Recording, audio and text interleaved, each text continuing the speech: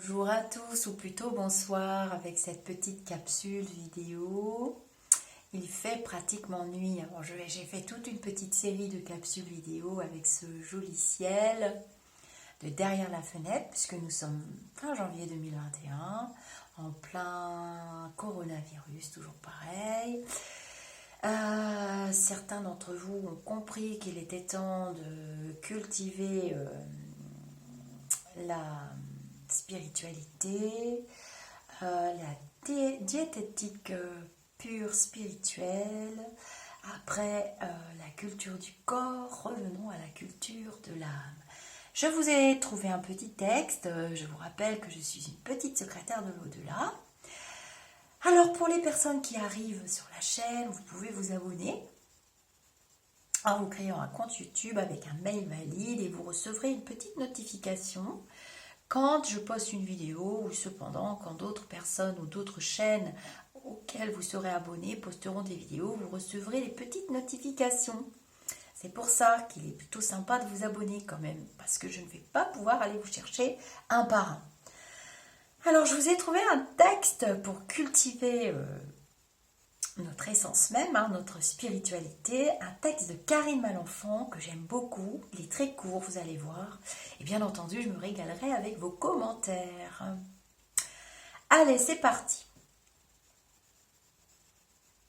Lorsqu'on parle de foi, certaines personnes s'imaginent automatiquement que nous parlons de religion. La foi ne fait pas partie d'un dogme ni d'aucune religion. La foi, c'est le souffle sur tes ailes, c'est la confiance qui brûle ton corps, ton cœur. C'est la petite voix qui te guide sur ton chemin, c'est la lumière qui brille en ton âme. La foi, c'est l'amour que tu offres à tes rêves, c'est la compassion que tu as pour toi et pour les autres, c'est le sourire que tu portes sur tes lèvres. La foi, c'est lorsque tu n'essaies pas de contrôler les événements dans ta vie. C'est quand tu lâches prise et vas de l'avant. La foi, c'est quand tu tends l'oreille au murmure des anges, à l'énergie qui vibre en toi, à la source, à la terre-mère, à ces instants de plénitude. La foi, c'est quand tu vis l'instant présent et que tu l'apprécies pleinement. La foi, c'est quand tu es reconnaissant de ta vie, de chaque moment de ton existence, de l'air que tu respires, du soleil sur ta peau, de la nourriture dans ton assiette et du toit sur ta tête. La foi, c'est un ensemble et non une frontière ni un obstacle. La foi, c'est toi et c'est moi. Voilà, j'aime beaucoup ce texte, très court mais qui a résonné.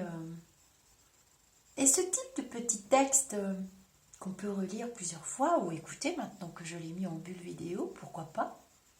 On peut s'en imprégner et ça nous sert aussi à remonter notre taux vibratoire puisque dans cette période de chaos, il est normal que par moments vous vous sentiez plombé.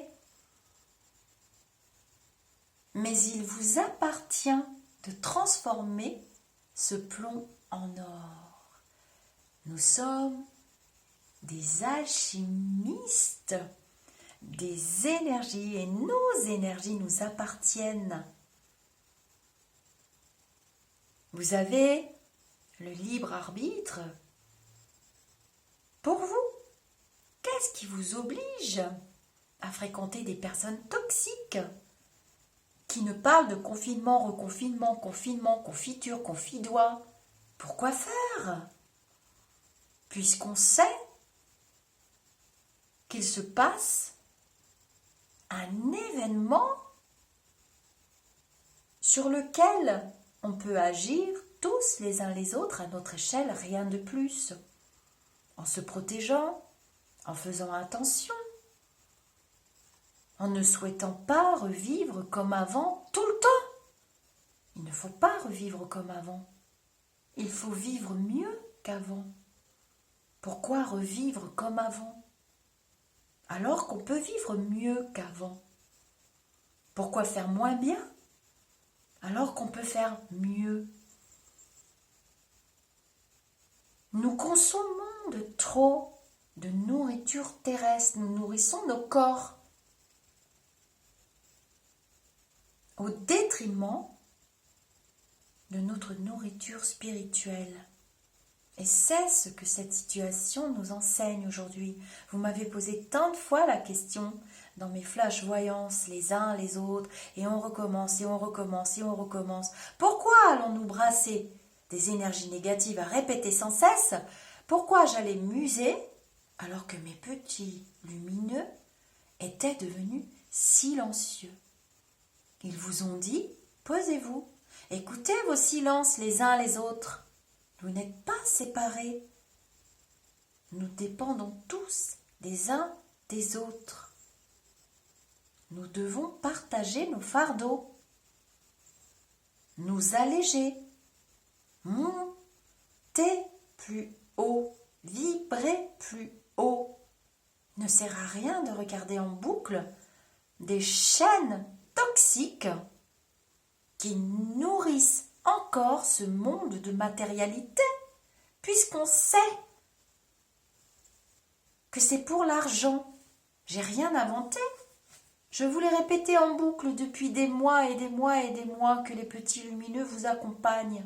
Cette chaîne, elle est à vous. Je disparaîtrai un jour, bon, voilà, comme tout le monde.